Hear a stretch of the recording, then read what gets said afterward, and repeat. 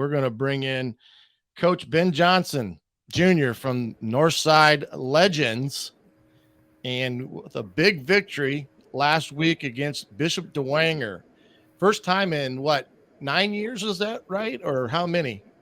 I was told 12 years. 12 That's what I years? was told, 12 years, but Yeah. I'm not Yeah. sure. 12 years. Yeah. It's You don't between care. 9 and 12, you Yeah, know. it was too many, and you didn't really care because you guys broke the streak there. But that was a great game for you. It seemed like your kids battled really well. I mean, that you guys were down, you came back, and Buddy Dickerson, 15 to 21, 190 yards. Kind of give us a recap of your guys' game against the Wangers from your perspective, Coach. First of all, I want to say I'm honored to be here, and thanks for having me. As far as the game as it goes, Dwayne gets the ball first, and we stop him, and so we got momentum. In the first play, we make a mistake, we put the ball on the ground, something we shouldn't have done, and we put the ball on the ground in our own territory, and it cost us big time. And Dwayne go out and they score, and that was tough, and then we come back and we score, and then they end up going up 2 scores. So now we're down 20-6. So I started seeing some heads going down, and I had me and the coaching staff, we rallied the kids, and we had to let the kids know, like, hey, we believe that we're better than this team, and the only reason why we're down 20-6 is because we just making mistakes. We're beating ourselves. So I challenged our offensive guys. I told Bodie, I said, lead us down there and let's go score a touchdown. Let's get back in it. And we did that. We did that exact same thing. And then, I'll go to our defensive captains, our defensive leaders, and I said, look, get us a stop right before halftime. And our offense, I promise you, our offense will go down and score. We're going to tie this thing up. And it happened. And, we go in at halftime. We tied up 20-20. And, and then we come back in the second half, and we took care of business. And, I'm just proud of our kids for just fighting, to the end. This is my third year at Northside, my second year, as a head coach. And, I'm just being honest, when you're down 2 scores and versus a team that just traditionally, Mhm. we're going to always pick them to beat us. Right. It's hard for, our kids to have that mindset, that will to, overcome adversity. So I was so proud of, our kids to keep fighting and keep battling and just believing in themselves. Well, that's the key component. Learning to win is a tough accomplishment in football. You can learn to lose real easily Absolutely. in the game of football. But learning to win is a dedicated attitude to persevering and overcoming on a weekly basis. And, Lambert, he had 210 yards for you, I believe. That's a heck of a ball game. And Yeah. like you said, your defense stepped up and played well. So I think it's going to be, segueing in here to this Friday's matchup with you and Carroll, and being at our 1380 game of the week. And, this game now has a tremendous amount of significance heading into Friday night. Absolutely. So,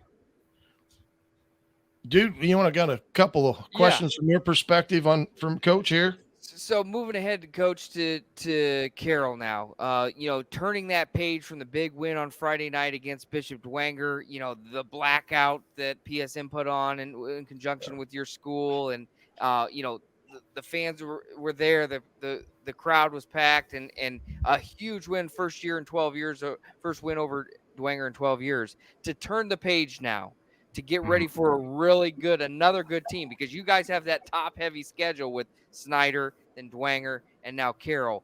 Turning that page and getting ready, what's the mindset of what was the conversation like Friday night in the locker room to get as you start to prepare for the Carroll Chargers? I told the kids, hey, celebrate, feel good about this win because you guys deserve it.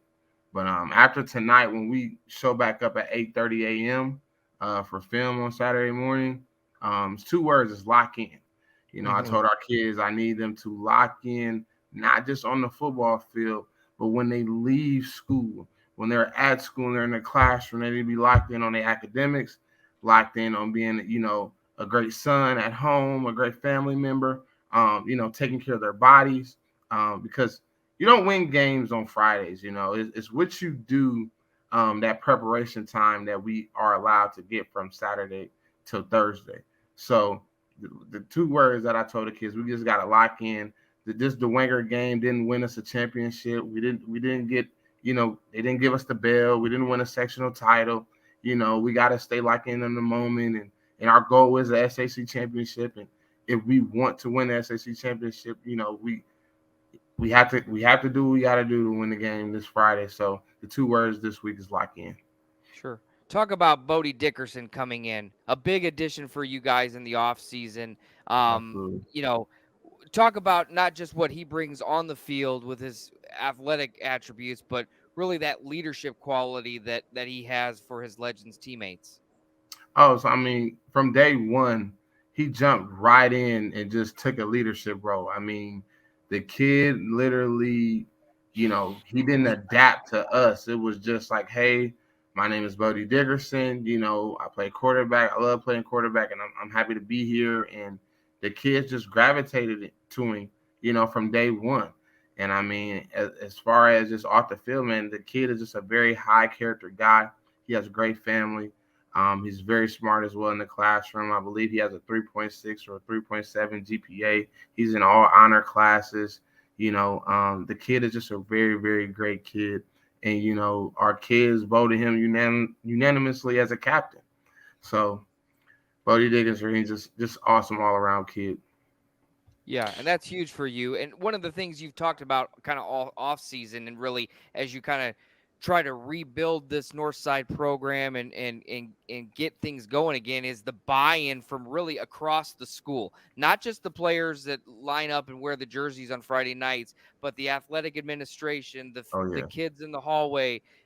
We the North has become that mantra. Just talk about that the support of the Northside community as this team continues to grow under your leadership.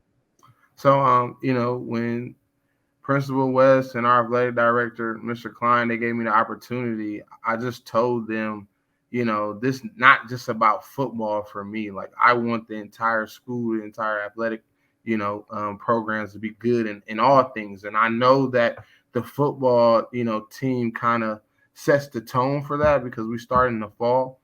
So, I'm just, I'm getting the teachers involved. I'm constantly communicating with them, each and every day, about kids' grades, their behavior. We formed a mile list this year, and the mile list is just making sure our kids stay disciplined throughout the day. If you got a tardy, you got a mile. If a teacher emailed me about your behavior, you got a mile before practice. If your grades slip under a C plus, you got a mile. So just giving them that discipline, letting the teachers know, like, hey, I got your back. With any of our kids that's not, doing not doing the right things, and the kids that bought into it, they don't fight me on it.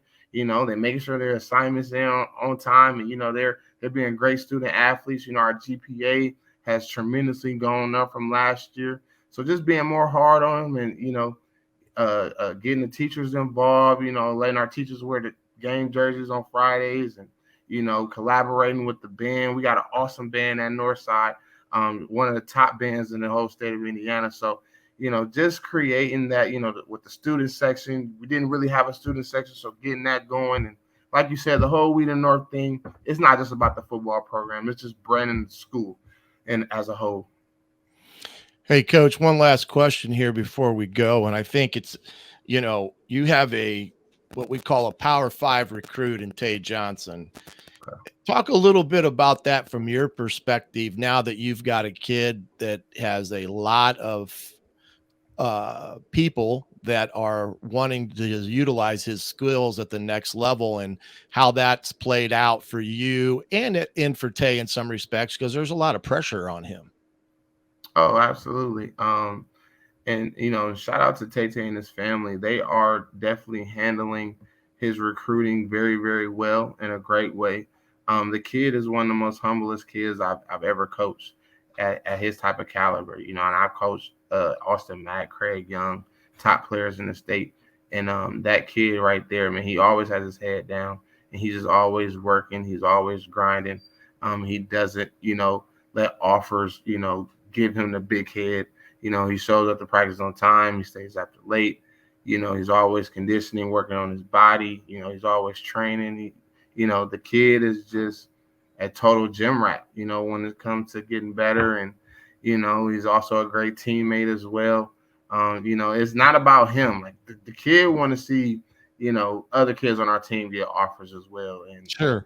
that's what you got to love about him. He's just always like, hey, the ball's going to come to you, let's just keep working, just got to love him. Just an all around great kid.